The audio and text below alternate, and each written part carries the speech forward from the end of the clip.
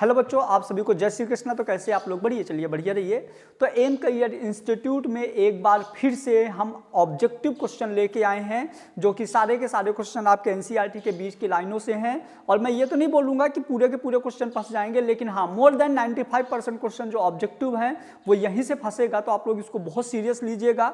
जो चीज़ें आपको यहाँ पर समझ में नहीं आती आप कमेंट बॉक्स में कमेंट करके पूछ सकते हो, लेकिन मैं बोलूँगा कि एमपी बोर्ड का यदि आप एग्जाम दे रहे हो तो आप इसको डायरेक्ट याद कर लो। और ये सारे क्वेश्चंस जो हैं प्रॉपर तरीके से आपको ऐप में मिलेंगे। तो जैसे इस वीडियो का जो डिस्क्रिप्शन बॉक्स है वहाँ पे ऐप की लिंक और व्हाट्सएप ग्रुप भी आप जरूर ज्वाइन करो। तो व्हाट्सएप ग्रुप का जो आपका लिंक है वो मैं इसके डिस्क्रिप्शन में दे दूंगा। तो आपको वहाँ से ऐप प्लस व्हाट्सअप दोनों ज्वाइन कर लीजिए और सारे ऑब्जेक्टिव 100% टेस्ट करके यहीं से करेंगे अपन। चलिए, तो जैसा कि आप यहाँ पे देखें, टॉपर्स का सीक्रेट लिस्ट बायोलॉजी के जरूरी एमसीक्यू। क्लियर?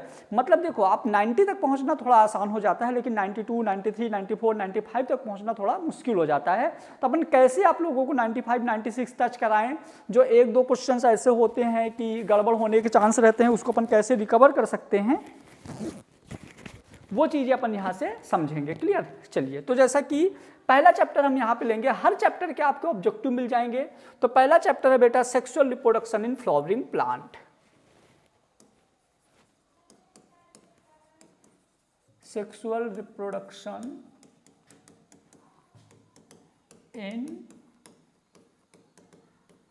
फ्लावरिंग प्लांट पहला चैप्टर है। पहले चैप्टर के आपके जो 2 नंबर, 4 नंबर, 3 नंबर वाले क्वेश्चन ऑलरेडी अपलोडेड हैं। आज हम देख रहे हैं सिर्फ इसके ऑब्जेक्टिव वाले क्वेश्चन। क्लियर? तो sexual reproduction in flowering plant में हम एंजियोस्पर्म प्लांट की स्टडी करेंगे और एंजियोस्पर्म प्लांट में हम यहाँ पे डायरेक्ट क्वेश्चन देखेंगे, तो थ्योरी समझना थोड़ा मुश्किल हो जाएगा। तो आप यहाँ से, क्योंकि अब साल भर हो गया, एग्जाम आने वाला है, तो पूरा पढ़ाना पॉसिबल नहीं है। तो क्लियर? तो देखो, each cell of sporogenous tissue, जितनी भी सेल हैं वो सारी की सारी स्पोरोजिनस होती हैं, मतलब कि सोमैटिक नेचर की सेल्स होती हैं जो डिप्लॉन्टिक होती हैं। क्लियर? पोटेंशियल पोलन और microspore mother cell division taking place in the sporogenous cell. मान लो यदि कोई स्पोरोजिनस सेल है, उससे आपको माइक्रोस्पोर बनाना है या पोलन ग्रैंड बनाना है, तो उसमें क्या होगा? तो मियोसिस, माइटोसिस, एंडोमाइटोसिस, एमाइटोसिस। ये तो बैक्टीरियम होगा, ये सोमैटिक सेल में होगा, एंडोमाइटोसिस अंदर होगा। तो यहाँ पे जो 2n से डिप्लॉन्टिक से यदि हम जर्म सेल बनाते हैं, पोलन ग्रैंड बनाते हैं, तो उनमें क्या होता है? मियोसिस। यहाँ पे बहुत ज़्यादा डीप हम डिस्कस नहीं करेंगे। वैसे यदि हम बात करें तो मियोसिस 2 तरह का होगा, एक होगा मियोसिस फर्स्ट और एक होगा मियोसिस सेकेंड। तो यहाँ पे आपका होगा क्या? मियोसिस फर्स्ट वाली स्टेप यहाँ पे कंप्लीट होगी। क्लियर बेटा? चलिए, नेक्स्ट क्वेश्चन क्या है? In over 60% of angiosperm pollen grains are shed at. जो 60% एंजियोस्पर्म्स जो होते हैं, उनके जो पोलन ग्रैंड होते हैं, तो 1 cell stage, 3 nuclei stage, 2 cell stage और 3 सेल स्टेज। तो मैं इनको बता दूं कि ये 2 सेल स्टेज होते हैं। 60% एंजियोस्पर्म के जो पोलन ग्रैंड होते हैं 2 सेल स्टेज, एक जनरेटिव एक वेजेटेटिव सेल स्टेज होते हैं। तो कितना याद रखना है आपको? 2 cell stage. Pollen grains of many species cause several allergies. बहुत सारे जो पोलन ग्रैंड होते हैं वो एलर्जी कॉज करते हैं। और एलर्जी क्या होता है? मतलब कि जो जिन सब्सटेंस को हमारा बॉडी एडजस्ट नहीं करता, एक्सेप्ट नहीं करता, वो हमारी बॉडी के लिए क्या हो जाते हैं? एलर्जिक मटेरियल हो जाते हैं। And bronchitis is some peoples often the leading to chronic respiratory disorder, जिससे क्या होता है? क्रोनिक रेस्पिरेटरी डिसऑर्डर्स हो जाते हैं। तब क्रोनिक रेस्पिरेटरी डिसऑर्डर आपको पता है, जो सांस लेने में प्रॉब्लम आती है, तो एक अस्थमा होता है, दूसरा ब्रोंकाइटिस होता है। तो यहाँ पे अरे बहुत बढ़िया, asthma, bronchitis both 1 and 2, emphysema. तो आपको दिया हुआ है अस्थमा और वो ब्रोंकाइटिस, तो एक ऑप्शन, थर्ड ऑप्शन है फर्स्ट एंड सेकंड। तो आपका आंसर क्या जाएगा बेटा? First and second, asthma and bronchitis. चलिए, एक और क्वेश्चन है। क्या है ये वाला क्वेश्चन? कि in a pollen grain the small cell is spindle shape with dense cytoplasm, vegetative cell, generative cell, tube cell and all. तो यहाँ पे जो डेंस साइटोप्लाज्म होता है वो होता है जनरेटिव सेल वाला, जिसका साइटोप्लाज्म डेंस होता है, मतलब सघन होता है। ये आप याद रखेंगे। क्वेश्चन नंबर 5 है, यहाँ पे नंबर नहीं लिखा है, लेकिन क्वेश्चन नंबर 5 है। अ टिपिकल एंजियोस्पर्म, टिपिकल मतलब most develop angiosperm embryo sac at maturity is, मतलब जो टिपिकल एंजियोस्पर्म होता है, आपको याद नहीं है तो मैं डायग्राम बना दूं, वैसे तो आपको पता होगा कि जो टिपिकल एंजियोस्पर्म होता है वहाँ पे सेंटर में होती है पोलर न्यूक्लियाई, 3 सेल इधर होती हैं, 3 सेल इधर होती है, एक सेल तय हो गई, 1 2 3 4 5 6 7 सेल, तो 7 सेल हो गई।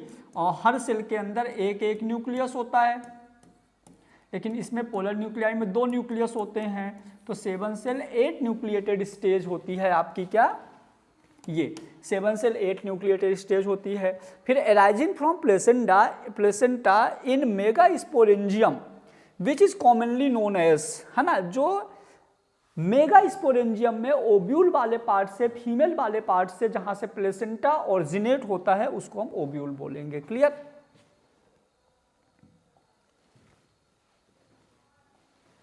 कुछ डाउट हो तो आप कमेंट कर देना, या कुछ और चाहिए तो आप कमेंट कर सकते हैं।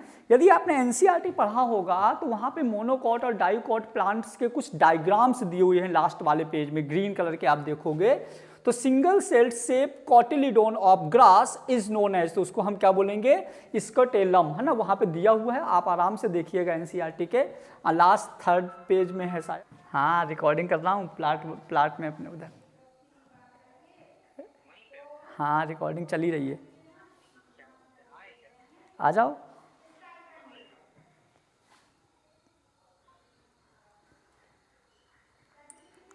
सर चलिए, फिर epicotyl has a shoot apex and few leaf primordia enclose in a hollow foliar structure known as coleoptile, coleorhiza, ये सब मैंने बोला ना, आपके जो एनसीईआरटी के लास्ट वाले पेज में है ना, वहां आपको मिलेंगे, तो आंसर जाएगा coleoptile.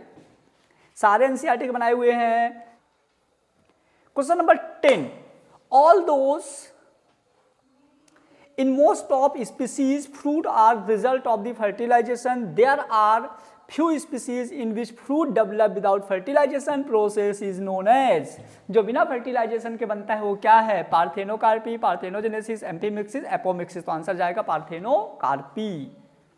Non albuminous seed are present in, बिना एल्बुमिनस जो सीड्स होते हैं वो होते हैं बेटा पाइसम, ग्राउंडनट, बोथ, मेज, तो आंसर जाएगा आपका बोथ। ये भी एनसीईआरटी के हैं, याद रखेंगे अपन।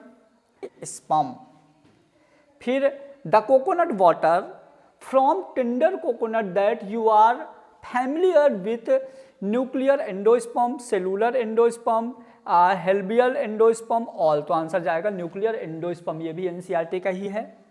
फिर one of the male gametes move toward the egg cell and fuse with the nucleus, the process is known as syngamy। याद रखिएगा, ये भी बहुत इंपॉर्टेंट है कि जब मेल गैमीट जो होता है फ्यूज होता है किससे, एक से, तो हम इसको क्या बोलेंगे, syngamy.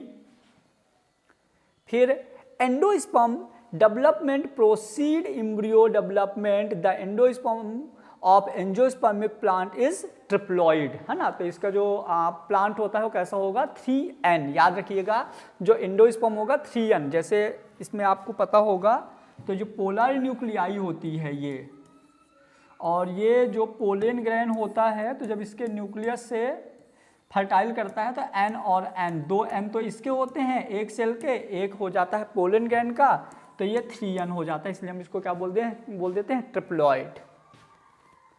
Transfer of pollen grain from the anther to the stigma of pollen of another flower of the same plant, तो ये आपका क्या लिखा हुआ देखो, transfer of pollen grain from the anther to the stigma, anther से stigma में जो पोलन ग्रेन ट्रांसफर होता है वो पोलिनेशन होता है, ऑफ अनदर फ्लावर, दूसरा फ्लावर, ऑफ सेम प्लांट के दूसरे फ्लावर में यदि जाएगा तो हम उसको क्या बोलते हैं, जिटेनोगैमी, क्या बोलेंगे, जिटेनोगैमी।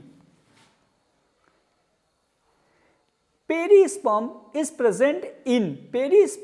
Present in beet, black pepper, both 1 and 2, all angiosperm, तो आंसर जाएगा अपना 1st and 2nd। The part of style which act as landing platform of the pollen grain, stigma तो बहुत इंपॉर्टेंट है कि जो स्टिग्मा होता है लैंडिंग प्लेटफॉर्म होता है। फिर the innermost wall layer of the anther is tapetum the main function of the tapetum is, तो जो टैपिटम का मेन फंक्शन होता है वो होता है न्यूट्रिशन प्रोवाइड। अब बाहर जो एपिडर्मिस, एंडोथीसियम और मिडिल लेयर होता है प्रोटेक्शन करता है, टैपिटम वो न्यूट्रिशन देता है। क्वेश्चन नंबर 20 क्या बोल रहा है, two non motile male gametes in angiosperm are produce by, है ना।